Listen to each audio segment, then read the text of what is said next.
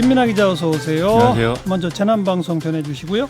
2020년 4월 7일 우리나라 전 지역에 발생하고 있는 코로나19 확산 방지를 위해서 다음과 같이 자가격리 수칙 및 처벌 규정을 안내드리니 국민 여러분의 적극적 협조를 바랍니다. 이 자가격리자는 외출금지, 독립된 공간생활, 불가피한 외출 시 보건소 사전 연락, 동거인과 접촉금지, 개인용품 사용 및 건강수칙 지키기 등의 생활수칙을 반드시 준수해 주셔야 됩니다. 그리고 자가격리자 관리를 위해서 정부는 앱을 통한 이동동선 모니터링, 자가격리 위반 신고제 등을 운영하고 있습니다. 정당한 사유 없이 격리 장소를 이탈하는 등의 자가격리 수칙 위반 시 무관용 원칙을 적용을 해서 즉시 처벌, 1년 이하의 징역 또는 1,000만 원 이하 벌금 부과, 외국인 강제 출국 등을 하고 있습니다. 네.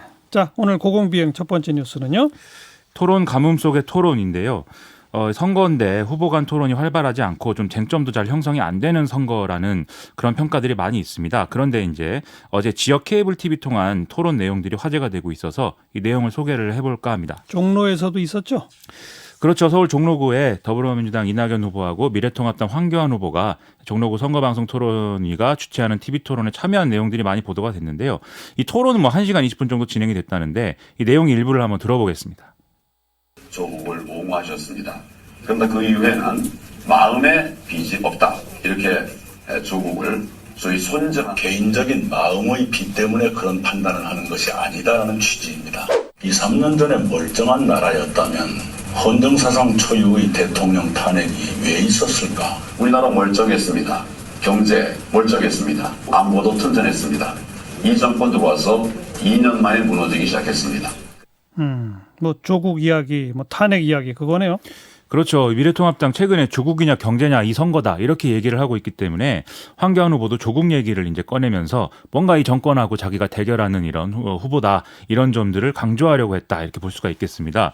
그리고 이낙연 후보가 지금 탄핵 얘기 꺼낸 거는 이제 황교안 후보가 그 전에 지금 정권은 좌파 정권이다라고 이제 비난한 것에 대한 어떤 그런 반론을 나름대로 제기하려고 꺼낸 얘기인데요. 그래서 정치적 쟁점에 대해서 맞불을 놓으면서 황교안 후보가 이제 박근혜 정권에서 총리도 하고 대통령 권한대회도 했다. 이 점을 이제 강조하려고 한 걸로 볼 수가 있겠죠. 그러면 이 선거 구도는 이제 과거 정권 대 현 정권이다. 이렇게 이낙연 후보는 보고 있다. 이렇게 볼 수가 있겠습니다. 또 어떤 쟁점이 있었어요? 이게 황교안 후보가 이렇게 얘기를 했습니다. 더불어민주당은 비례정당을 안 만든다고 얘기를 하지 않았느냐. 근데 말을 바꾸더라 이낙연 후보가. 이 문제 제기를 하니까 이낙연 후보가 이렇게 대답을 했습니다. 미래통합당이 위성정당을 만들면서 문제가 시작된 것이고 자신이 이제 안 한다고 했던 것은 바로 이런 위성정당의 형태는 안 한다고 한 거다. 그런데 더불어민주당은 연합정당 참여를 제안받은 것이기 때문에 미래통합당하고는 다르다. 이렇게 얘기를 했고요. 예. 그다음 또 황교안 후보는 이낙연 후보가 조국 전 장관 문제라든지 부동산 종부세에 관한 이런 문제에 대해서도 말 바꾸기를 한 것에 다름 아니다. 이런 주장을 했는데요. 이낙연 후보는 여기 자기 발언의 어떤 전후 맥락들을 설명을 하면서 황교안 후보가 말을 바꾸더라도 나는 황교안 후보를 신뢰하겠다. 이렇게 받아치는 모습을 보였습니다. 정치 공방 외에 정책 논쟁은 없었어요? 정책 논쟁이라고 해야 될지 제가 모르겠는데 여당이 이제 코로나19 사태에 대한 성공적인 대응 이런 것들을 굉장히 이번 선거에서 강조하고 있지 않습니까? 예. 근데 여기에 대한 이제 미래통합당의 전형적인 반론이 있죠. 정부가 초기 방역에는 실패를 했다. 그래서 지금 사태가 지금 1만 명이 넘는 확진자가 발생하는 등의 이런 사태 악화가 되고 있는 거다. 이 얘기를 하면서 그런데 이제 우리의 어떤 방역 대책이나 이런 것들은 굉장히 좋은 평가를 받고 있지 않습니까? 여기에 대해서는 그건 이제 의료진과 시민들의 덕이다. 이렇게 얘기를 하는 그런 얘기를 한 거죠. 예. 이낙연 후보는 여기에 대해서 이제 지금 미래통합당의 어떤 긴급재난지원금 등의 입장이 좀 오락가락하고 있다라면서 좀 또 반론을 제기하는 모습이었는데요.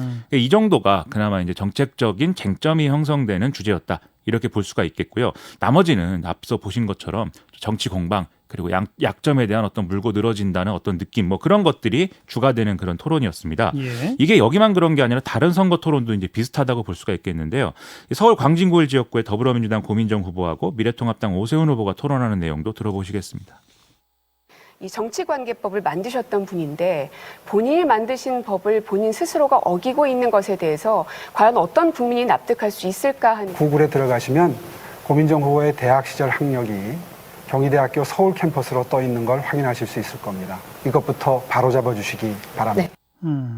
서로 이제 공격인데 먼저 정치관계법 얘기는 뭐였죠? 오세훈 후보가 과거에 이제 변호사 하다가 한나라당 때 이제 그 영입된 케이스지 않습니까? 근데 그때 변호사 할 때부터 굉장히 깨끗한 이미지로 방송 활동을 해서 많이 알려졌는데 그런 차원에서 사실 뭐 지구당을 없앤다든지 정치자금의 모금과 지출을 어렵게 한다든지 이런 법 개정을 당시에 추진을 했었거든요. 네. 그래서 이걸 이제 이른바 오세훈법이다 이렇게 부릅니다. 그런데 이 선거가 이제 선거에 본격적으로 선거운동 돌입하기 전에 오세훈 후보가 이제 아파트 경비원들에게 10만 원씩 총 한 120만 원 정도의 금품을 제공했다. 이게 문제가 돼서 지금 선관위로부터 고발당한 그런 상황이거든요. 예. 그래서 이제 고민정 후보가 여기에 대해서 문제 제기를 하면서 이게 어떤 뭐 법적 처벌이나 이런 걸 받게 돼서 뭐 재판에서 일정 정도 형량이 나오면 그러면 의원직이 위험한 거 아니냐 이런 이제 공격을 한 거죠. 오세훈 후보는 여기에 대해서 이런 어떤 뭐 경비원들에게 10만 원씩 주고 뭐 이런 것들은 사회상규상 어긋나는 뭐 그런 행위는 아니다. 그리고 그렇게 판결한 대법원 판례도 있다라면서 여기에 대해서 또 학력 논란으로 반격을 가하는 그런 모양이었던 겁니다. 그 학력 논란은 또 뭐예요? 이건 이제 구글에 고민정 후보 이름을 검색을 하면 대학 학력이 경희대 서울 캠퍼스로 나온다 이런 얘기인데요. 근데 고민정 후보는 이게 경희대 서울 캠퍼스를 나온 게 아니라 경기 용인에 있는 경희대 국제 캠퍼스를 졸업했다는 거죠. 예. 그래서 여기에 대해서는 또 미래통합당은 고민정 후보가 페이스북에도 이 페이스북에 보시면은 자기가 어느 학교 나왔는지 이렇게 선택하는 그 항목이 있지 않습니까? 거기에 이제 경희대 서울 캠퍼스를 졸업한 것처럼 표기를 했다라는 이유로 학력 허위 기재 혐의로 지금 고소를 해놓은 그런 상황이거든요. 그래서 이걸 다 묶어서 이제 학력 이제 위조다 뭐 이렇게 공격을 하는 건데 여기에 대해서 고민정 후보는 별다른 답을 하지는 않는 모습이었습니다. 또 어떤 쟁점이 있었어요? 오세훈 후보 역시 조국 전 장관 문제를 또 물어봤는데 고민정 후보는 수사 중인 사안에 대해서는 답변이 부적절하다라고 얘기를 했고요. 그다음에 고민정 후보는 과거 오세훈 후보가 역시 서울시장이던 시절에 무상급식에 반대했던 거에 대한 입장을 또 물어봤는데 오세훈 후보는 여전히 그거는 과잉복지라고 생각을 한다면서 정부가 소득하위 70% 긴급재난지원금 주는 거랑 비슷하다 이렇게 얘기를 했습니다. 네. 그리고 이외에 뭐 구의역 일대 KT 부지 활용 방안에 대한 논쟁 이런 것들도 오갔는데 이건 전형적인 개발 공약인 것이고 그래서 좀 실현 가능성에 대한 초점이 맞춰지는 그런 논쟁 구도였습니다. 좀 말싸움에 치우친 것 같은 그런 느낌이네요. 그렇죠. 두 지역구가 다 사실은 서울의 대표적인 접전지고 굉장히 중요한 정치적 의미를 갖는 그런 지역구인데 생산적인 뭐 이런 얘기보다는 서로 갖고 있는 뭐 약점을 찌르고 말꼬리 잡고 뭐 이런 것에 많이 치우친 거 아니냐 이런 생각이 들었고요. 근데 예. 이런 내용들도 사실 유권자들의 판단을 바꿀 만큼 뭔가 이런 중요한 내용이다라고 하면 뭐 그런 공방도 있을 수가 있습니다. 근데 그것도 아니고 사실 우리가 지금까지 계속 들어본 얘기, 하던 얘기 다시 한번 얘기한 것인 것 같아서 과연 이게 선거 토론이라는 게 필요한 거냐 뭐 이런 생각까지 들게 하는 그런 대목인데요. 물론 선거에 당연히 후보자들이 토론하는 모습들이 필요한 건데 계속 이렇게 이런 모습을 보이면 사실 많은 유권자들이 또 제가 지금 한 말과 같은 그런 생각을 하지 않을까라는 우려가 생겨서 좀 걱정이 됩니다. 여기까지 수고하셨어요. 고맙습니다. 김민아 기자였어요.